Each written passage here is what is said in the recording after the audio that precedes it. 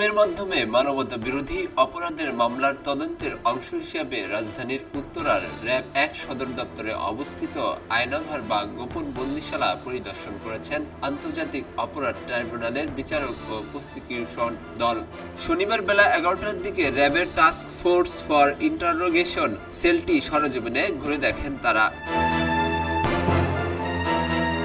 পরিদর্শনকারী দলের নেতৃত্বে ছিলেন আন্তর্জাতিক অপরাধ ট্রাইব্যুনাল ১-এর চেয়ারম্যান বিচারপতি গোলাম মুর্তজা মজুমদার।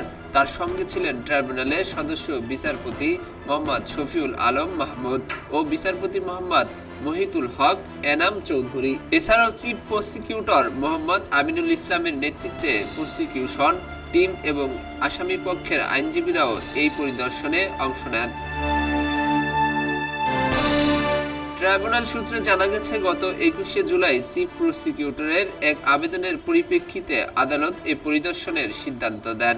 ওই আবেদনের সময় চিফ প্রসিকিউটর অভিযোগ করেন, আওয়ামী লীগের শাসনামলে র্যাব, ডিবি ও ডিজিএফআই এর বিভিন্ন গোপন বন্দিশালায় বিরোধীদের তুলে নিয়ে নির্যাতন ও গুম করার মতো ঘটনা ঘটেছে। এসব অভিযোগের সত্যতা ও পরিবেশ যাচাই করতেই আজকের এই পরিদর্শন শেষে তদন্তের অগ্রগতি ও পরবর্তী পদক্ষেপ সম্পর্কে বিস্তারিত তথ্য পরে জানানো হবে বলে জানিয়েছে সংশ্লিষ্টরা। খবরের কাগজ, নিখাত, নির্ভীক, নিরপেক্ষ।